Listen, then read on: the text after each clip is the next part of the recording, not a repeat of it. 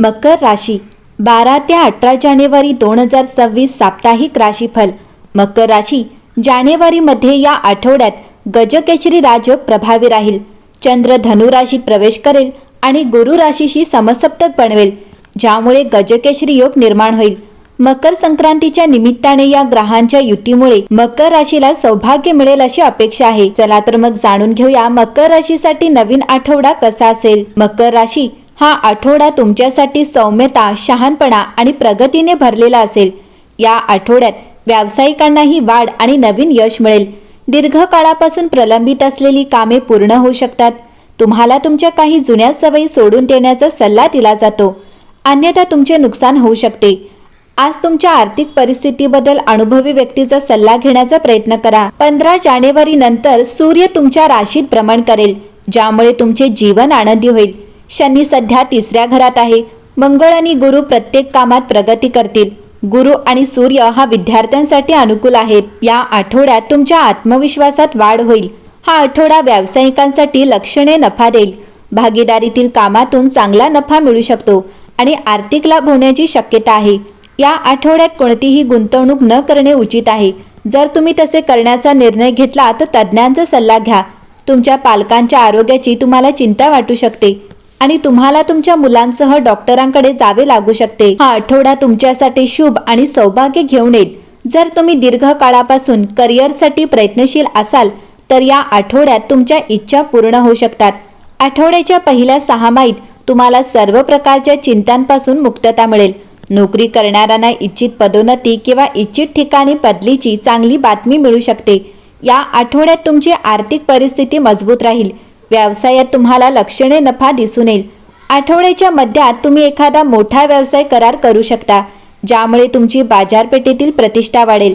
तथापि हा काळ तुमच्या आरोग्यासाठी थोडा प्रतिकूल असेल, म्हणूनच तुम्हाला हंगामी आजारांपासून दूर राहून तुमचा आहार आणि दैनंदिन दिनचर्येकडे विशेष लक्ष द्यावे लागेल।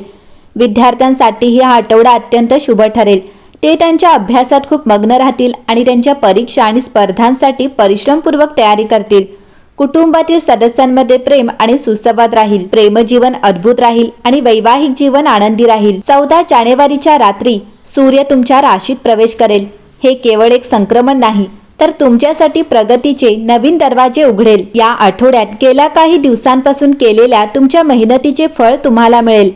12 जानेवारी रोजी चंद्र तुळ राशीत असेल, ज्यामुळे तुमचे करिअर आणि सार्वजनिक प्रतिष्ठेवर लक्ष केंद्रित होईल।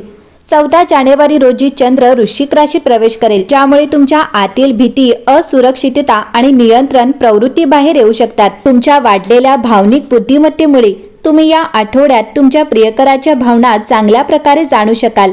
त्यांच्या आजूबाजूला घडणाऱ्या छोट्या छोट्या गोष्टी तुम्हाला जाणवतील। एकट्या मकर राशीच्या व्यक्तीला तुमच्या स्वतःच्या भावनिक जीवनाची खोल समज असेल। याचा सहज वापर करा। साध्या काळजी घेणाऱ्या शब्दात काळजीपूर्वक बोला आणि छोट्या छोट्या गोष्टींमध्ये काळजी घेत असल्याचे दिसून या। तुमच्या शांततेने तुमच्या जोडीदाराला आराम वाटतो। तुमच्या अंतःकरणावर विश्वास ठेवा, त्याला चांगले काय आहे हे माहीत असते। या आठवड्यात चंद्र आणि शुक्र भावनिक स्पष्टतेने आठवड्याची सुरुवात करतात। जोडपे सामायिक ध्येयांवर लक्ष केंद्रित करतात। व्यावहारिकतेसह जवळीकता मिसळतात। अविवाहित लोक अधिक सखोल, अधिक विवेकी संबंध शोधतात। प्रेमात मित्राची अनपेक्षित भूमिका शक्य आहे, ती नैसर्गिकरित्या उलगडू द्या। आठवड्याच्या मध्यभागी बुध आणि मंगळ आर्थिक निर्णयांवर प्रकाश टाकतात। आशादायक ऑफर येऊ शकतात, परंतु कसून तपासणे आवश्यक आहे।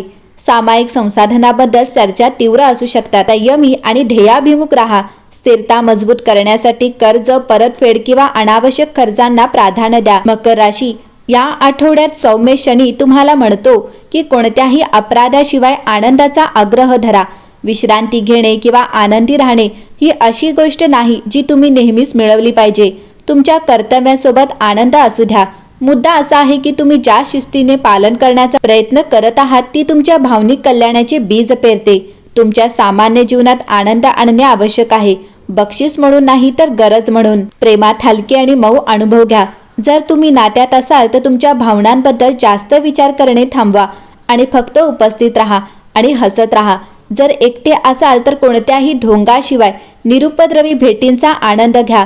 शनी सुचवतो की आनंद खोलीसह एकत्र राहू शकतो आनंदाला आत येऊ द्या आणि तुम्हाला भावनिकदृष्ट्या सहज वाटणाऱ्या गोष्टीची आवश्यकता असल्याबद्दल माफी मागू नका. कामही गंभीर होऊ शकते, पण आनंद असणे आवश्यक आहे.